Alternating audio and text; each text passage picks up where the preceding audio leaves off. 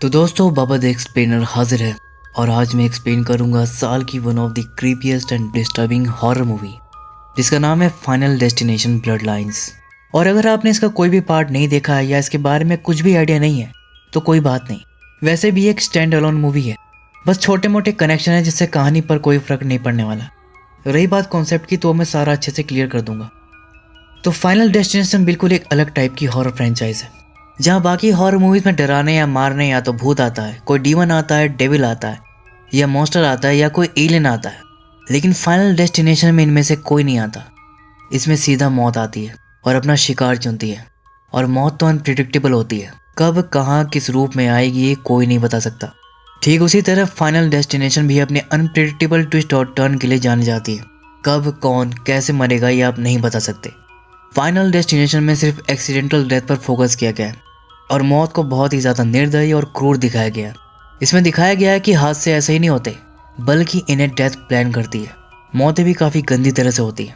वैसे मूवी से ज़्यादा डिस्टर्बिंग और डरावने से जुड़े फैक्ट्स हैं जो कि मैं आपको वीडियो के एंड में बताऊंगा। तो चलिए अब बिना किसी देरी के जल्दी से वीडियो स्टार्ट करते हैं। कहानी की शुरुआत 1968 में होती है, जहाँ पर हमें एक रेलवे ट्रैक दिखाया जाता है जिसे क्रॉस करते हुए एक रेड कलर की कार साए से निकलती है। इस कार के अंदर एक कपल होता है जिनके नाम थे पॉल और आयरिस। आयरिस की आंखों पर पट्टी बंधी थी क्योंकि पॉल उसके लिए एक सरप्राइज प्लान किया था, और वो सरप्राइज होता है एक खूबसूरत रेस्टोरेंट टावर जो कि अभी अभी नया बना था और आज इसकी ओपनिंग सेरेमनी थी। पॉल ना सिर्फ आयरिस को एक टावर दिखाने लाया था बल्कि सेरेमनी में भी उसको लेकर जाने वाला था, जिससे आयरिस काफी खुश हो जाती है। लेकिन फिर अगले ही पल आयरिस को एक टावर देखकर ना जाने क्यों एक अनजाना सा डर लग रहा था। एक तरह का पूर्वाभास हो रहा था जैसे कुछ बहुत गलत होने वाला है। वो अपने आसपास सब बहुत ध्यान से नोटिस करने लगती है। वहीं पर एक बच्चा था जो कि फाउंटेन में से कॉइन चुरा रहा था। इस पर गार्ड उसे टोकता भी है और समझाता है कि फाउंटेन से कॉइन चुराना बैड लक माना जाता है। फिर बच्चा वहां से चला जाता है, लेकिन एक कॉइन तो वो चुरा ही लिया था। वहीं आयरिस जैसे जैसे टावर के नजदीक जा रही थी, एक अनजाना सा डर उसको सता रहा था। यहाँ तक कि उस बच्चे से भी उसको डर लग रहा था, पता नहीं क्यों। लिफ्ट के अंदर भी वो ये सोचकर डर रही थी कि लिफ्ट की कैपेसिटी 8 लोगों की है, जबकि लिफ्ट में इससे ज्यादा लोग घुसे हुए थे, तो कहीं लिफ्ट टूट ना जाए। फिर जैसे जैसे लिफ्ट ऊपर जा रही थी, नीचे देखकर वो और भी डर रही थी। खैर ऊपर पहुंचकर पॉल नोटिस कर लेता है कि शायद आयरिस को हाइट से डर लग रहा है। पूछने पर आयरिस कहती है कि इतना भी डर नहीं लग रहा क्योंकि तुम मेरे साथ हो, और एक गुलाब उसके पॉकेट में लगाने लगती है। इसी दौरान उसे कांटा लग जाता है और उंगली से खून निकल आता है। इसे भी आप एक तरह का नेगेटिव साइन कह सकते हो। खैर तभी आयरिस का जी मचलाने लगता है तो वो वहां से जाने लगती है, और इसी दौरान डेथ अपनी पहली चाल चल देता है। एक आदमी शैंपेन की बोतल खोलता है जिसकी कैप से झूमर का एक नुकीला टुकड़ा कांच की फर्श पर गिर कर उसमें दरार डाल देता है। ठीक उसी के ऊपर सब कूद कूद कर नाच रहे थे, जिससे चटकी हुई फर्श टूट कर सब नीचे गिर सकते थे। दूसरी तरफ आयरिस उल्टिया कर रही थी। हमें लगता है कि घबराहट के चलते हो रहा है, लेकिन वहां पर एक लेडी आयरिस को देखते ही भाप लेती है कि वो प्रेग्नेंट है और उससे पूछती है कि कौन सा महीना चल रहा है। आयरिस बताती है कि शायद 2 महीने, और ये बात वो पॉल को अभी नहीं बताई थी। खैर तभी पॉल आकर आयरिस को बाहर लेकर जाता है और उसे शादी के लिए प्रपोज कर देता है। आयरिस तुरंत उसका प्रपोजल एक्सेप्ट कर लेती है और अपनी प्रेगनेंसी के बारे में भी बता देती है, जिससे पॉल और भी ज्यादा खुश हो जाता है। वहीं पर वो खुराफाती बच्चा भी खड़ा था जो फाउंटेन से कॉइन निकालकर इसीलिए लाया था ताकि बाद में उसे ऊपर से नीचे गिराए, जस्ट फॉर फन। लेकिन कॉइन सीधा नीचे नहीं गिरता बल्कि हवा के उल्टे बहाव से वापस टावर के अंदर जाकर फैन में अटक जाता है। घूमने के लिए फैन भी अपना फोर्स लगाता है और इसी चक्कर में उसका एक हिस्सा टूटकर गैस टैंक पर लगता है, जिससे गैस लीक होने लगता है। तो डेथ धीरे धीरे अपना सेटअप लगा रहा था। सीरीज में इसे डेथ डिजाइन बोला जाता है। खैर दूसरी तरफ पॉल और आयरिस भी खुशी में नाचने लगे थे और फर्श की दरार बड़ी होती जा रही थी। इसी बीच नाचते नाचते आयरिस अचानक से रुक जाती है और उसे कई बातें याद आने लगती हैं जो कि वो अब तक नोटिस की थी, लाइक तवे से आग की लपटों का निकलना, बर्फ का चटकना और लिफ्ट में नीचे वाला बटन। लेकिन जब तक वो कुछ समझ पाती फर्श टूट जाती है और उस पर खड़े लोग सैकड़ों फीट नीचे गिरकर मारे जाते हैं। आयरिस कांच वाली एरिया से बाहर थी इसलिए वो बच जाती है, लेकिन पॉल कांच का टुकड़ा पकड़कर लटक जाता है। उसकी मदद के लिए आयरिस अपना हाथ भी बढ़ाती है, लेकिन इतने में कांच टूट जाता है और आयरिस के सामने ही पॉल नीचे गिर जाता है, वो भी गंदी तरह से इधर उधर टकराते हुए। अब इस हादसे से बाकी सब पैनिक कर जाते हैं और वहां पर अफरा तफरी का माहौल छा जाता है। इसी दौरान शेफ महाशय को धक्का लगता है जिससे आग की लपटों वाला पैन एक लेडी को जला देता है। जलन के मारे छटपटाकर वो लेडी इधर उधर भागने लगती है और इसी दौरान वो उसी जगह पर चली जाती है जहां से गैस लीक कर रही थी, और ये गैस हाईली कम्बस्टिबल थी। उसके कांटेक्ट में आते ही आग और भड़क जाती है और ब्लास्ट हो जाता है, जिसमें कि आधे लोग जलकर राख हो जाते हैं। इसी बीच आधी बिल्डिंग में डैमेज हो जाती है और अब पूरा स्ट्रक्चर कभी भी गिर सकता था। धमाके के साथ वो कॉइन भी बाहर आ गया था और इस कॉइन पर आप ध्यान रखना कि ये क्या क्या करता है। खैर इधर आयरिस और बाकी बचे लोग लिफ्ट की तरफ भागते हैं, लेकिन स्ट्रक्चर हर जगह से टूट रहा था तो कुछ लोग तो उसी में समा जाते हैं। बाकी बचे लोग लिफ्ट में किसी तरह घुसते हैं, लेकिन एक साथ इतने लोग लिफ्ट में घुस जाते हैं कि लिफ्ट ही टूट जाती है और एक बंदा जो लिफ्ट में घुस भी नहीं पाया था, दरवाजे में ही फंसा था, वो तो तरबूज की तरह ही क्रश हो जाता है। फिर राइट साइड का स्ट्रक्चर बाकी बचे लोगों को लेकर लटक जाता है, जिन्हें अंजाम तक पहुंचाने का काम वही कॉइन करता है। हवा से एक कॉइन पियानो पर जाकर गिरता है, जो कि पहले से ही गिरने के लिए रेडी था और इतना सा इसके लिए काफी होता है। अब पियानो फुल स्पीड से स्लाइड करता हुआ पहले एक लेडी को पिचकाता है और कांच तोड़ता हुआ सबको अपने साथ ले गिरता है। इतने में वही खुराफाती बच्चा लिफ्ट में से किसी तरह नीचे आ गया था, लेकिन तभी पियानो उसी के ऊपर गिरकर उसे भी खत्म कर देता है और इसी के साथ वो कॉइन वापस फाउंटेन में आकर गिरता है। ऊपर आयरिस सिर्फ अकेली सर्वाइवर दिखाई दे रही थी, लेकिन तभी वही छोटे बच्चे को वहां पर फंसा हुआ देखती है और ये बच्चा उसी लेडी का था जो आयरिस की प्रेगनेंसी गैस की थी। आयरिस उस बच्चे को बचाने की कोशिश करती है, लेकिन तभी पूरा स्ट्रक्चर ही कोलैप्स कर जाता है। लेकिन स्टिल आयरिस बच्चे के साथ अभी भी कोने से लटकी हुई थी उसकी रिंग की वजह से, और वो रिंग छोटी थी जिसे आयरिस जबरदस्ती अपनी उंगली में फंसाई थी, इसलिए रिंग तो नहीं निकलती, उसकी उंगली की खाल ही खींचकर निकल जाती है, जिससे दोनों भी नीचे गिरकर मारे जाते हैं। तो इसीलिए आयरिस को हाइट से, टावर से, बच्चे से और लिफ्ट से डर लग रहा था, क्योंकि ये सब इस भयानक घटना से जुड़ी थी। इस हादसे से पहले रेडियो में गाना भी प्ले हो रहा था जिसका टाइटल है रिंग ऑफ फायर, जो कि इस इमेज से कनेक्ट करता है। हमने ये भी देखा कि कैसे अब्राहम लिंकन वाले कॉइन ने हादसे में कितनी बड़ी भूमिका निभाई है। एक तरह से आप इसे अब्राहम लिंकन के पूर्वाभास यानी कि प्रीमोनिशन से भी जोड़कर देख सकते हैं, जो कि काफी फेमस है। असैसिनेशन में उनकी मौत होने वाली है ये उन्होंने सपने में ही देख लिया था और शॉकिंगली बिल्कुल सपने की तरह उनकी मौत हुई थी। लेकिन फाइनल डेस्टिनेशन में कैरेक्टर प्रीमोनिशन देखकर अपनी और बाकी लोगों की मौत को टाल देता है, यानी आयरिस पक्का जिंदा होगी और ये हादसा आयरिस का प्रीमोनिशन है। लेकिन समहाउ करंट टाइम में उसका ये प्रीमोनिशन उसकी नातिन देख रही है, वो भी सपने में, और इसका नाम है स्टेफनी। 2 महीनों से लगातार वो इस हादसे को अपने सपने में देख रही है, जिससे वो बहुत ही ज़्यादा परेशान है। वो ठीक से पढ़ाई भी नहीं कर पा रही और अगर ऐसा ही चलता रहा तो उसकी लाइफ, उसका स्कूल सब खराब हो जाएगा। यानी स्टेफनी को इन सपनों का कुछ तो करना पड़ेगा। अब स्टेफनी को नहीं पता कि सपने वाली लेडी उसकी नानी है, लेकिन इतना पता था कि आयरिस उसकी नानी का नाम है, जिससे कि उसे यही समझ आता है कि सपनों के बारे में उसे अपनी नानी से जाकर बात करनी चाहिए। लेकिन कैसे, क्योंकि उसे पता ही नहीं कि नानी है कहाँ। इसलिए पहले वो स्कूल से छुट्टी लेकर अपने घर जाती है, जहाँ पर हम उसके डैड और उसके भाई चार्ली को देखते हैं। रही बात आयरिस की मॉम डार्लिन की, तो बहुत पहले घर छोड़ दी है, वो लग रहती है और आयरिस के बारे में उसी को पता होगा क्योंकि वो उसकी माँ है। तो स्टेफनी अपनी मॉम का पुराना बॉक्स ढूंढ रही थी कि शायद उसमें कुछ मिल जाए, लेकिन उसके डैड बोलते हैं कि उसकी मॉम से जुड़ी कोई भी सामान अब इस घर में नहीं है। तभी स्टेफनी को पता चलता है कि चार्ली अपने मामा के घर जा रहा था, तो वो भी उसके साथ ही चल देती है, जहाँ पर वो अपने मामा मामी और अपने 3 कज़न से मिलती है, जिनके नाम थे एरिक, बॉबी और जूलिया।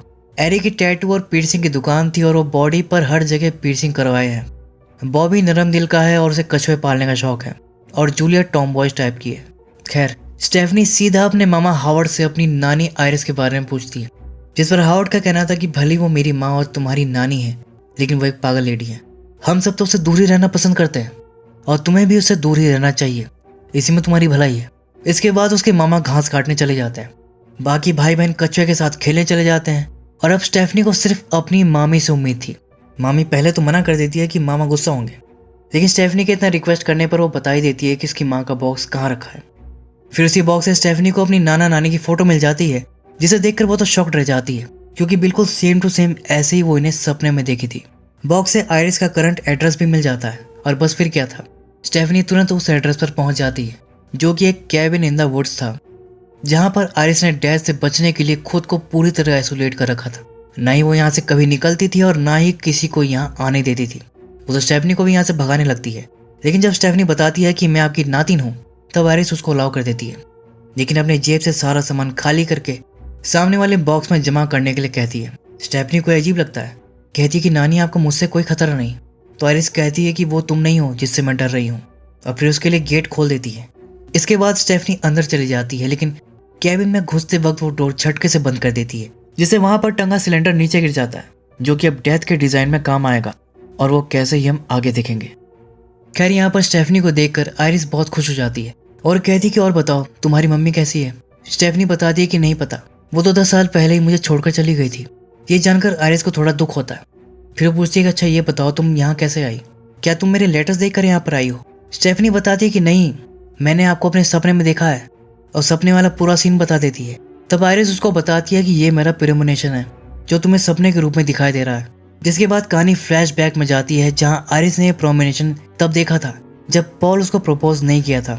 पहले तो उसे कोई सपना लगा, लेकिन जब वो देखी कि पॉल रियल में उसको प्रपोज कर रहा है तब उसे समझ आया कि ये सपना नहीं बल्कि भविष्य में होने वाली कोई घटना है जिसे वो पहले ही देख ली है। अब सबसे पहले तो उस लड़के पर झपट्टा मारकर उसे कॉइन छीनती है, जिससे कि ब्लास्ट वाला प्रोग्राम ट्रिगर होने वाला था लेकिन अब नहीं होगा। फिर आग सुलगते तवे पर ढक्कन रख देती है और एंड में माइक में जाकर सबको वार्न कर देती है कि यहाँ बहुत बड़ा हादसा होने वाला है, पूरी बिल्डिंग कोलैप्स हो जाएगी, जिससे समय रहते सब सेफली बिल्डिंग से बाहर आ गए। और इस तरह वो अपनी और अपने साथ सैकड़ों लोगों की मौत को टाल दी थी। ये सुनकर स्टेफनी तो खुश हो रही थी कि वाह नानी, आपने इतनी बड़ी तबाही होने से रोक दी। आयरिस कहती कि वो सब तो ठीक है, लेकिन डेथ को बिल्कुल भी पसंद नहीं है कि कोई उसके काम के बीच में आए या उसका प्लान खराब करे। उसने बाद में एक एक करके उन सबको मार दिया जो भी उस होने वाले डिजास्टर से बच गए थे। यहाँ तक कि पॉल को भी डेथ ने मार दिया है। लेकिन आयरिस डेथ के प्लान को सालों से स्टडी कर रही है और अपनी सतर्कता के चलते वो अब तक मौत से बची हुई है, और इसलिए 20 साल से वो कैबिन से बाहर ही नहीं निकलती, क्योंकि बाहर तो डेथ के पास लाखों तरीके एक्सीडेंट करवाकर मारने के, लेकिन मौत से कोई कितना बच सकता है। उसने यहाँ बैठे बैठे मुझे कैंसर दे दिया है और इस बात को 2 महीने हो गए। स्टेफनी कहती कि 2 महीने से ही तो मुझे सपने आ रहे हैं। आयरिस का कहना था कि तुम भी मेरे साथ यहीं रहो, बाहर मत जाओ, वहाँ बहुत खतरा है। लेकिन स्टेफनी कहती कि ये आप क्या कह रही हैं, यहाँ मैं कैसे रह सकती हूँ, मुझे तो स्कूल जाना है। आयरिस कहती कि तुम समझ क्यों नहीं रही, तुम्हारी जान को खतरा है, तुम ज़्यादा दिन जिंदा नहीं रहोगी, इनफैक्ट हमारी पूरी फैमिली को खतरा है, डेथ सबको मार देगा। लेकिन स्टेफनी को आयरिस की बातें बचकाने लगती है। वो सोचती है कि सब ठीक ही कहते थे कि नानी पागल है, बल्कि मैं ही पागल हूँ जो यहाँ आ गई। वो यहाँ से जाने लगती है। आयरिस कहती है कि अच्छा मेरी रिसर्च बुक तो ले जाओ, ये तुम्हें गाइड करेगी डेथ से बचने में। लेकिन स्टेफनी आयरिस की एक नहीं सुनती और वहाँ से जाने लगती है। अब आयरिस के दिमाग में एक बात हिट कर जाती है कि ज़्यादा दिनों तक तो वो वैसे भी जीने नहीं वाली। अब वो सिर्फ अपनी फैमिली के बारे में सोच रही थी। उसने अपने आसपास की चीज़ें देखकर ये भी जान लिया था कि डेथ ने उसे मारने का डिज़ाइन भी सेट कर दिया है। इसके बावजूद वो बाहर चली जाती है स्टेफनी को लाइव डेमो दिखाने के लिए। उसके सामने जाकर खड़ी होकर कहती है कि अब अपनी आंखों से देखो कि मौत कैसे मारती है। तभी हवा से वेदर वैन नीचे गिरकर सिलेंडर से टकराता है। सिलेंडर की गैस पूरी फोर्स के साथ वेदर वैन को आयरिस की तरफ पुश कर देता है, जो कि अगले ही पल आयरिस के सर के पीछे से होता हुआ उसके चेहरे को फाड़कर बाहर निकलता है। और इस तरह आयरिस की एक भयानक मौत हो जाती है और स्टेफनी उसके खून में नहा जाती है। और तब जाकर उसे अपनी नानी की बात पर यकीन आता है। देन इसके बाद हमें आयरिस का फ्यूनरल दिखाया जाता है, जहाँ स्टेफनी काफ़ी ट्रॉमाटाइज लग रही थी। वो बाकी सबको आयरिस की भयानक मौत के बारे में बताने की कोशिश भी करती है, लेकिन उसकी बात पर कोई ज़्यादा ध्यान ही नहीं देता, क्योंकि वो लोग आयरिस के बारे में कोई बात करना ही नहीं चाहते थे। और तभी डार्लिन भी वहाँ पर आती है, जो कि सालों बाद अपनी फैमिली को मुंह दिखाई थी। स्टेफनी तो अपनी माँ से नाराज़ थी, तो वो वहाँ पर 1 मिनट भी नहीं रुकती और सीधा अपने घर चली जाती है। लेकिन हावर्ड अपनी बहन डार्लिन का अच्छे से वेलकम करता है और इन सब के बाद सब लोग नॉर्मल हो जाते हैं और फिर से चिल मारने लगते हैं। हावर्ड का यहाँ पर कहना था कि मेरी माँ अपनी पूरी लाइफ डर के साए में अकेले काट दी, लेकिन हम ऐसा नहीं करेंगे। हम जब तक जिंदा हैं साथ रहेंगे और ज़िंदगी खुल के एंजॉय करेंगे। और इसीलिए अपनी फैमिली गेट टुगेदर के नाम पर पूरी फैमिली साथ में एंजॉय कर रहे होते हैं, इस बात से बिल्कुल अनजान कि डेथ सबके पीछे है। बस एक गलती से मिस्टेक हुई और मौत अपना काम करके निकल जाएगी। शुरुआत बॉबी से होती है, जिससे गलती से कांच का गिलास टूट जाता है, और कांच का टूटना तो वैसे ही अपशकुन माना जाता है। और इस फिल्म की कहानी के अकॉर्डिंग तो ये बहुत ही बड़े वाला अपशकुन हुआ, क्योंकि पूरे इवेंट का कनेक्शन ही कांच टूटने से है। खैर बॉबी कांच को साफ तो कर देता है, लेकिन कांच का एक टुकड़ा बर्फ में जाकर मिक्स हो जाता है और फिर बर्फ के साथ कांच भी किसी की ड्रिंक में चला जाता है। दूसरी तरफ स्टेफनी अकेली घर पर आयरिस की रिसर्च को स्टडी कर रही थी, जिससे उसे डेथ के रूल और उसके तरीकों के बारे में काफ़ी कुछ पता चलता है। लाइक हर अटैक से पहले वो कोई साइन ज़रूर देता है। तब यहाँ पर फोटो फ्रेम टूट जाता है और ये देखकर स्टेफनी को समझते देर नहीं लगती कि ये मौत का इशारा है, यानी उसकी फैमिली में कोई मरने वाला है। बस फिर क्या था, स्टेफनी बिल्कुल भी देर ना करते हुए तुरंत वहाँ से निकल जाती है। इधर ड्रिंक पीते ही जूलिया को कुछ हो जाता है, वो चौक करने लगती है। हम व्यूअर्स को तो यही लगता है कि कांच इसी के गले में फंस गया और अब ये बेचारी मारी जाएगी, लेकिन ऐसा कुछ नहीं होता। उसके मुंह में कोई कीड़ा चला गया था, जो कि निकल आता है और वो ड्रिंक भी फेंक देती है। कांच वाला ग्लास असल में स्टेफनी के डैड के पास था, जो कि हल्का सा सिप मार के ग्लास वहीं पर रख देते हैं। दूसरी तरफ एरिक और बॉबी ट्रैम्पोलिन पर कूद रहे थे, जिसके ठीक नीचे एक रेक रखा हुआ था। बस ट्रैम्पोलिन के फटने भर की देर थी, जो कि कभी भी फट सकता था। लेकिन सही टाइम पर डार्लिन की उस पर नजर पड़ जाती है। वो उसे तुरंत वहां से हटाकर दूसरी जगह ले जाकर रख देती है। हमें दिखाया जाता है कि डेथ बार बार फेल हो रहा है, लेकिन ऐसा नहीं है, उसका प्लान कुछ और ही है। तभी मामी गलती से बॉटल गिरा देती है, जिससे लगकर मशीन ऑन हो जाती है। फिर उससे पाइप में हरकत होने लगती है, जिससे वही रेक कभी भी गिर सकता था। इतने में स्टेफनी भी वहां पहुंच जाती है, जो आसपास नजर घुमाकर डेथ का प्लान को समझने की कोशिश करने लगती है कि तभी ट्रैम्पोलिन फट जाता है, जिससे जूलिया का ध्यान भटकता है और गलती से उससे वही कांच वाला गिलास गिर जाता है। कांच का वो टुकड़ा हावर्ड के ठीक पैर के नीचे था, जिससे अनजान हावर्ड उस पर पैर रख देता है। कांच उसके पैर में घुसते ही वो दर्द के मारे कूदने लगता है और तभी रेक नीचे गिरकर घास काटने वाली गाड़ी को ऑन कर देती है और गाड़ी सीधा हावर्ड की तरफ चल पड़ती है। इतने में हावर्ड भी गिर पड़ता है और घास गाड़ी में उसका फेस आने की वजह से उसी में क्रस्ट होकर हावर्ड खत्म हो जाता है। आयरिस की मौत से तो किसी को कुछ ज्यादा फर्क नहीं पड़ा था, लेकिन हावर्ड की मौत के साथ पूरा परिवार सदमे में चला जाता है। वहीं स्टेफनी सबको ये समझाने में लगी थी कि हावर्ड की मौत कोई नॉर्मल इंसिडेंट नहीं था, ये डेथ का बदला था और हमारी पूरी फैमिली पर डेथ का कर्ज लगा है। पूरी बात यह है कि पहले टावर वाले हादसे में सैकड़ों लोगों को मरना था, यही सबका फेट था जिसे आयरिस अपने प्रीमोनिशन में देखी थी। लेकिन आयरिस ने इस हादसे को रोक कर ना ही सिर्फ खुद को बल्कि सबके फेट को बदल दिया और डेथ का काम भी खराब कर दिया, जो कि डेथ को बिल्कुल भी पसंद नहीं है। और फिर जब सब बच ही गए तो फिर उनके बच्चे हुए, फिर बच्चों के बच्चे हुए, जिन्हें असल में पैदा ही नहीं होना चाहिए था, क्योंकि उनके एंसेस्टर को तो पहले ही मर जाना था। सो डेथ की नजरों में ये सब धरती पर बोझ टाइप से है, इन्हें यहाँ होना ही नहीं चाहिए था, इसीलिए वो पूरी ब्लड लाइन को ही खत्म करेगा, वो भी प्रॉपर ऑर्डर के साथ जैसे पहले सबको मरना था। लास्ट में आयरिस और वो बच्चा बचा था, इसलिए सबको मारने के बाद पहले उसे आयरिस को मारना था, जिसे वो मार चुका है, और फिर उसकी फैमिली ट्री को डेथ के रूल के अकॉर्डिंग जो पहले आया वो पहले जाएगा। इसलिए आयरिस के बाद उसने हावर्ड को निपटाया, फिर बड़े बेटे एरिक का नंबर है, फिर जूलिया का, और फिर छोटे बेटे बॉबी का। इसके बाद हावर्ड की छोटी बहन डार्लिन की बारी आएगी, और फिर उसके दोनों बच्चों की बारी आएगी। स्टेफनी बड़ी है तो पहले वो जाएगी, फिर चार्ली जाएगा। स्टेफनी के डैड और उसकी मामी इस ब्लड लाइन का हिस्सा नहीं है, इसलिए वो कर से सेफ है। उन्हें जब मरना होगा तब वो मरेंगे, लेकिन फिलहाल तो नहीं। पहले डेथ उनको मारेगा जिसका नाम उसकी लिस्ट में पहले लिखा है। जब तक आयरिस जिंदा थी फैमिली भी सेफ थी, लेकिन उसके मरते ही अब मौत का सिलसिला चालू हो चुका है, और इस तरह अब अगला नंबर एरिक का है। लेकिन स्टेफनी की थ्योरी सबके ऊपर से चली जाती है कि क्या बोले जा रही है, लगता है आयरिस की तरह ये भी पागल हो गई है। डार्लिन तो आयरिस को समझाने लगती है कि बेटा तुम्हारी नानी ने अपने अंधविश्वास के चक्कर में अपनी लाइफ खराब कर ली, मेरी लाइफ तक को अफेक्ट किया। अब तुम इन चक्करों में पड़कर अपनी लाइफ खराब मत करो, वो सब बस सपने हैं, भूल जाओ। जिस पर स्टेफनी कहती कि आप तो रहने दीजिए, जब मुझे माँ की जरूरत थी तब तो आप थी नहीं, और अब माँ बनकर मुझे एडवाइस दे रही हैं, मुझे नहीं चाहिए। इसके बाद हम एरिक को देखते हैं जो कि अपनी शॉप में होता है, और स्टेफनी को उसकी चिंता हो रही थी। वो बार बार उसको मैसेज कर रही थी कि ठीक हो वगैरह वगैरह। वैसे एरिक अपने डैड को खोने से काफ़ी दुखी था, वो उन्हें याद करते हुए सैड सॉन्ग सुन रहा था और डैड के नाम का टैटू बना रहा था। तभी स्पीकर के तेज साउंड से वहाँ पुतले पुतले गिरने लगते हैं, जिनसे टकराकर ग्लास का जार टूट कर गिर जाता है। और ग्लास का टूटने का इस फिल्म में क्या मतलब है ये तो आप जानती हैं। एरिक उठकर उन टुकड़ों को हटाने जाता है, जिस दौरान वो अनजाने में ज्वलनशील लिक्विड का डब्बा गिरा देता है। तभी पंखे से लगी चेन टूटकर उसकी नाक वाली चेन से लग जाती है, जिसके बाद एरिक अपनी नाक से लटक जाता है। इसी बीच उसके पैर से लैम्प गिरकर टूट जाता है, जिससे वहां पर आग लग जाती है। फिर लास्ट में एरिक के वेट से पंखा टूट जाता है और फिर वो सीधा आग पर गिरता है और सीन यहीं पर कट हो जाता है। अगली सुबह स्टेफनी को एरिक की बहुत चिंता होने लगती है, क्योंकि एक तो वो घर नहीं लौटा था और ऊपर से उसका फ़ोन भी बंद आ रहा था। वो चार्ली के साथ उसकी शॉप की तरफ जाने लगती है कि तभी रास्ते में शॉकिंगली उन्हें एरिक मिल जाता है। वो बताता है कि कल रात शॉप में आग लग गई थी, लेकिन वो लेदर जैकेट पहना था इसलिए आग से बच गया। ये बोलकर वो खुश होने लगता है कि तभी एक ट्रक जस्ट उसके बगल से निकल जाता है। और अब एरिक सोचने लगता है कि कल रात मौत उसे छूकर निकल गई और अभी साइड से ही निकल गई, जबकि चाहे तो वो मार सकती थी। वो स्टेफनी को बताता है कि यह प्रूफ है कि तुम्हारी थ्योरी सब फालतू है, मैं अभी नहीं मरने वाला, और फुल चौड़ में घूमने लगता है। और स्टेफनी बेचारी बार बार उसको सतर्क और सावधान रहने को कह रही थी कि मौत तो मजाक कर सकती है, लेकिन हम मौत के साथ मजाक नहीं कर सकते, कभी भी किधर से भी आ सकती है। और इसीलिए वो उसे हर तरफ से प्रोटेक्ट करने की कोशिश करने लगती है। दो बच्चे वहाँ पर फुटबॉल खेल रहे थे, वहाँ से भी वो उसे हटा देती है। इस पर चार्ली को आश्चर्य होता है कि फुटबॉल से कैसे मर सकता है। तभी वहाँ पर एक गार्बेज ट्रक आता है। स्टेफनी उससे भी एरिक को दूर रहने को कहती है, जिस पर एरिक फिर ट्रक को ही किस करने लगता है और उसे चिढ़ाता है कि ये ट्रक मेरा क्या बिगाड़ लेगा। और वाकई में एरिक को कुछ नहीं होता और ट्रक आगे चल देता है। इसी बीच जूलिया जॉगिंग करती हुई वहां से गुजरती है, तभी फुटबॉल उसको लगती है, जिससे वो ट्रैश कैन में गिरती है। फिर गार्बेज ट्रक ऑटोमेटिकली उसे उठा लेता है और ट्रक वाला वहां से चल भी पड़ता है।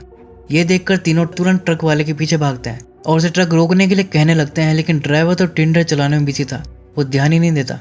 तब मौत पर खेलकर स्टेफनी चलती ट्रक में चढ़ जाती है, लेकिन इससे पहले कि वो जूलिया को वहां से निकाल पाती, सैडली जूलिया वहीं पर क्रश होकर मारी जाती है।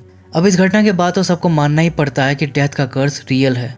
सभी स्टेफनी से अपने पिछले बर्ताव के लिए उसे माफी मांगते हैं कि हमें तुम्हारी बात पर ध्यान देना चाहिए था, नहीं तो जूलिया ऐसे ही नहीं मरती। लेकिन स्टेफनी इसमें भी खुद को ब्लेम कर रही थी कि मैंने ही गलत ऑर्डर प्रेडिक्ट किया, मरना जूलिया को था और मेरा ध्यान एरिक पर था, ये मेरी गलती है। लेकिन तभी उसकी मामी बहुत ही शॉकिंग बात रिवील करती है कि एरिक असल में हावर्ड का बायोलॉजिकल सन है ही नहीं, उसका किसी जेरी नाम के आदमी के साथ भी अफेयर था और एरिक उसी का बेटा है। इसलिए मौत उसे स्किप करके जूलिया को ले गई और अब अगला नंबर बॉबी का है। ये जानकर बॉबी बहुत डर जाता है और स्टेफनी से कहता है कि बहन मुझे बचा ले। पहले तो स्टेफनी को भी कुछ समझ नहीं आता कि वो क्या करे, लेकिन फिर बुक से जेबी नाम के आदमी का पता चलता है जो शायद इनको डेथ से बचा सकता है, क्योंकि पहले वो 2 लोगों को इस घर से निकाल चुका है। डार्लिन बताती है कि आरिस अपने लेटर्स में जेबी नाम के आदमी का कई बार जिक्र की है, वो उनका फ्रेंड है और होप रिवर हॉस्पिटल में काम करता है। बस फिर क्या था, सब हॉस्पिटल जाकर तुरंत जेबी से मिलते हैं और सबसे पहले वो उससे ये पूछते हैं कि वो आरिस को कैसे जानता है। तब जेबी उसको बताता है कि आरिस के प्रीमोनिशन में लास्ट में जो बच्चा आरिस के साथ था वो जेबी ही है। आइरिस ने सबके साथ उसका फेट भी बदल दिया था, इसलिए वो आज जिंदा है। आइरिस अपनी थ्योरीज जेबी के साथ भी शेयर करती थी, इसलिए जेबी को डेथ को चीट करने के तरीके पता थे और इसीलिए पुराने पार्ट्स में लोगों की हेल्प करता था। इनफैक्ट 2 लोग तो उसकी टिप से इस कर्ज से फ्री भी हो चुके हैं और अब चैन से अपनी लाइफ काट रहे हैं। जेबी उन्हें बताता है कि डेथ को चीट करने के 2 ही तरीके उसे पता है, न्यू डेथ या न्यू लाइफ। अब या तो किसी और को मार दो, फिर उनकी बची हुई लाइफ तुम्हें मिल जाएगी, यानी कि उसकी उम्र तुम्हें लग जाएगी और डेथ की करंट लिस्ट से तुम्हारा नाम हट जाएगा। और न्यू लाइफ का मतलब है कि सेम लाइफ में मरकर दोबारा जिंदा होना। फिर डेथ लंबे समय के लिए तुमसे दूर ही रहेगा। वो बताता है कि किम्बरली नाम की लड़की ऐसे ही कर से बाहर निकली थी, वो पानी में डूबकर मर गई थी, लेकिन डॉक्टर ने CPR देकर फिर से उसे जिंदा कर दिया और इस तरह उसे न्यू लाइफ मिली और डेथ की लिस्ट से अभी के लिए उसका नाम हट गया। अब पहले वाला आइडिया तुम्हें सही नहीं लगता, क्योंकि बॉबी किसी का मर्डर नहीं कर सकता है और दूसरे तरीके में सक्सेस रेट बहुत कम है। शायद किम्बरली ज़्यादा लकी थी, लेकिन क्या बॉबी भी उतना लकी है? स्टेफनी तो अब होप ही खो दी थी कि अब कुछ नहीं हो सकता, लेकिन एरिक बॉबी से कहता है कि उन्हें एटलीस्ट दूसरा रास्ता ट्राई करके तो देखना ही चाहिए और उसे अपने साथ ले जाता है। अब बॉबी को पीनट से एलर्जी थी, तो प्लान ये था कि पहले बॉबी पीनट वाला प्रोडक्ट खाकर ऑलमोस्ट मर जाएगा, लेकिन एरिक तुरंत उसे दवाई देकर वापस ले आएगा। बस फिर क्या था, दोनों वेंडिंग मशीन से पीनट बटर वाली कैंडी निकालने लगते हैं। तभी हमें वार्निंग साइन का क्लोजअप शॉट दिखाया जाता है, यानी कि अगला एक्सीडेंट इस मशीन से रिलेटेड हो सकता है। तभी मशीन में अचानक गड़बड़ भी हो जाती है, कैंडी बीच में अटक गई थी और बाहर नहीं आ रही थी। फ्रस्ट्रेशन में आकर एरिक मशीन पर पंच मारने लगता है, जिससे ग्लास भी चटक जाता है। फिर से एक नेगेटिव साइन, लेकिन एरिक का ध्यान तो कैंडी निकालने में था। एरिक तो कैंडी के पीछे बावलास हो गया था। कैंडी बाहर गिराने के लिए वो पीछे जाकर मशीन टिल्ट करने लगता है, वार्निंग साइन को साफ इग्नोर करते हुए, और सामने से बॉबी मशीन को पकड़े हुए था जो कभी भी उस पर गिर सकती थी। लेकिन ऐसा कुछ भी नहीं होता और फाइनली वो कैंडी निकालने में सफल हो जाते हैं। इसके बाद एरिक बॉबी को MRI वाले रूम में ले जाकर छुपा देता है, क्योंकि बाहर स्टेफनी और बाकी सब उसको ढूंढ रहे थे। इसी दौरान एक्सीडेंटली MRI मशीन स्टार्ट हो जाती है, जिसमें कि हाई पावर मैग्नेट लगा होता है। धीरे धीरे मैग्नेट की पावर भी बढ़ने लगती है और दोनों इससे अनजान क्या बातें कर रहे थे। बॉबी कहता है कि भाई अगर प्लान काम नहीं किया तो मेरे कछुए का ध्यान रखना। एरिक कहता है कि अरे भाई उसका ध्यान तू ही रखेगा, क्योंकि प्लान काम करेगा और तू जिएगा। और फिर इसी होप के साथ बॉबी कैंडी खा लेता है। पहले तो कुछ नहीं होता, लेकिन कुछ टाइम बाद ही एलर्जिक रिएक्शन स्टार्ट हो जाता है, जो कि बॉबी से बिल्कुल भी सहन नहीं होता और वो तुरंत ही दवाई मांगने लगता है। लेकिन एरिक उसे दवाई देने से मना कर देता है, क्योंकि प्लान का हिस्सा नहीं था, इससे प्लान फेल हो जाता। तभी इतने में मैग्नेट की पावर कई गुना बढ़ जाती है। इसके बाद पहले तो एरिक का पियर्सिंग वाला सारा सामान खिंचता है और फिर चेयर के साथ वो भी खिंच जाता है और MRI मशीन में घुसकर फोल्ड होकर क्रस्ट हो जाता है। इतने में बॉबी के हाथ दवाई लग जाती है, जिसे इंजेक्ट करके वो रिएक्शन रोक देता है और राहत की सांस लेता है। लेकिन तभी इतने में वेंडिंग मशीन से स्प्रिंग निकलकर सीधा बॉबी के सर में जाकर घुस जाती है और बेचारा बॉबी भी मारा जाता है। वेंडिंग मशीन इस तरह से मौत का रूप लेकर आएगी ये तो सोचा ही नहीं था। लेकिन अब आप ये सोच रहे होंगे कि आखिर एरिक क्यों मारा गया, वो तो ब्लड लाइन का हिस्सा था ही नहीं। वेल ऐसा इसलिए हुआ क्योंकि वो डेथ के काम के बीच में आ रहा था, और जो भी डेथ का काम खराब करने की कोशिश करता है डेथ उसे भी नहीं छोड़ता। खैर हावर्ड और उसके बच्चे तो खत्म हो गए थे, और अब डार्लिन और उसके बच्चों की बारी थी। शुरुआत डार्लिन से ही होनी थी तो क्या सोचती है कि अपनी माँ की तरह सेम केबिन में खुद को आइसोलेट कर लूंगी और जब तक वो जिंदा रहेगी मौत उसके बच्चों को भी नहीं छू सकती। आइडिया तो सही था, लेकिन वो अकेले जाने की बात करने लगती है, जिस पर स्टेफनी का कहना था कि उसकी जान को खतरा है, डेथ कभी भी उसे मार सकता है। सो कवर देने दोनों उसके साथ चलेंगे और डार्लिन मान भी जाती है। इसी दौरान बुक से वही पेनी कॉइन निकल कर गिर जाता है, जिसे एक लेडी उठाकर अपने पास रख लेती है। इतने में तीनों कैबिन के लिए रवाना हो जाते हैं कि तभी अचानक सामने से एक लॉगिंग ट्रक गुजरता है, जिससे टकराने से वो बाल बाल बचते हैं। खैर फिर जैसे तैसे वो सब कैबिन तक पहुंच जाते हैं, लेकिन डार्लिन के कैबिन में घुसने से पहले ही डेथ अपने स्टाइल में पूरा कैबिन ही उड़ा देता है, जिससे डार्लिन घायल हो जाती है। चार्ली मलबे के नीचे दब जाता है और स्टेफनी ट्रक सहित पानी में गिरकर डूबने लगती है। डार्लिन चार्ली को मलबे से तो निकाल लेती है, लेकिन उसके तुरंत बाद एक मलबे के नीचे आकर वो खुद मारी जाती है। बेचारे चार्ली के पास अफसोस करने का भी टाइम नहीं था, क्योंकि अब उसे तुरंत अपनी बहन को बचाना था जो कि ऑलमोस्ट डूब गई थी। जैसे तैसे बड़ी मुश्किल से वो स्टेफनी को पानी से निकालकर बाहर लाता है और उसे तुरंत CPR देकर उसकी लाइफ वापस ले आता है। और तब जाकर फाइनली दोनों चैन की सांस लेते हैं, क्योंकि स्टेफनी को न्यू लाइफ मिलने से वो डेथ के कर से बच गए थे। सो डेथ अभी स्टेफनी को नहीं मार सकता था, और जब वो जिंदा रहेगी तो डेथ चार्ली को भी नहीं मार सकता। फिर इसके एक हफ्ते बाद चार्ली की ग्रेजुएशन सेरेमनी होती है और स्टेफनी उसकी कोट की जेब में गुलाब लगा रही थी कि तभी कांटा चुभने से उसकी उंगली से खून निकल आता है और उसे डेजा वू जैसी फीलिंग आती है कि ऐसा पहले हो चुका है प्रीमोनिशन में। तभी दूसरी तरफ हम उसी लेडी को देखते हैं जो कि सामान लेते वक्त वही पेनी कॉइन गलती से गिरा देती है। फिर वो कॉइन लुढ़कता हुआ ट्रैक में जाकर अटक जाता है, और ये सेम बिल्कुल वही सीन है जो कि फिल्म की स्टार्टिंग में हमने देखा था। तभी रेड कलर की कार भी वहां से गुजरती है, और ये सब एक लाइफ और डेथ के साइकिल को दर्शाता है। खैर इधर दोनों को एक शॉकिंग बात पता चलती है कि डेथ असल में डूबने के 5 मिनट बाद ही काउंट होती है, लेकिन चार्ली स्टेफनी को तो 1 मिनट में ही रिवाइव कर दिया था। मतलब वो बस बेहोश हुई थी, मरी नहीं थी, यानी कर्स अभी भी एक्टिव है। तभी स्टेफनी सेम रेड कलर की कार नोटिस करती है। तभी इतने में पटरी से उतरकर ट्रेन उन्हें कुचलने आती है, जिससे वो फिर ही बच जाते हैं। लेकिन ये ट्रेन असल में एक लॉगिंग ट्रेन थी और उन लॉग से ही कुचल कर दोनों मारे जाते हैं। इसी के साथ ये फिल्म यहीं पर दी एंड हो जाती है। टेक्निकली अब सिर्फ जेबी की डेथ बची है और उसे तो दिखा भी नहीं सकते, क्योंकि जेबी का रोल करने वाले एक्टर तो रियल लाइफ में गुजर चुके हैं। ये उनकी लास्ट फिल्म थी। और अब बात करते हैं उन फैक्ट्स के बारे में जो मूवी से ज्यादा डरावने और डिस्टर्बिंग है। घास वाली गाड़ी यानी कि लॉन मूवर्स, जिससे हावर्ड मारा गया था, हर साल एक्सीडेंट में उससे सच में कई लोग मारे जाते हैं। हर साल एस्केलेटर एक्सीडेंट में 30 लोग मारे जाते हैं। वेंडिंग मशीन एक्सीडेंट में 2 साल में 37 लोगों की जान जा चुकी है। और इन सबसे भी डरावना फैक्ट ये है कि फाइनल डेस्टिनेशन रियल में कई बार कई लोगों के साथ हो चुकी है। हिल्डा योलांडा मायोल नाम की एक लेडी थी जो कि 9/11 अटैक के वक्त वर्ल्ड ट्रेड सेंटर में मौजूद थी। हिल्डा वहां पर वेटर्स का काम करती थी और समहाउ वो इस डिजास्टर इवेंट में जिंदा बचकर निकल आई थी। लेकिन इसके 2 महीने बाद ही एक प्लेन क्रैश में उस बेचारी की मौत हो गई थी।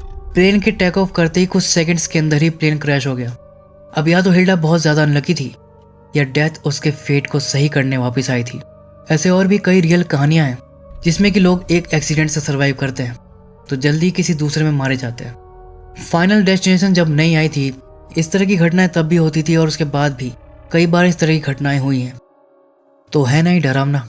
तो दोस्तों आज के लिए इतना ही, फिर मिलता हूँ अगली वीडियो में। तब तक के लिए take care and keep watching.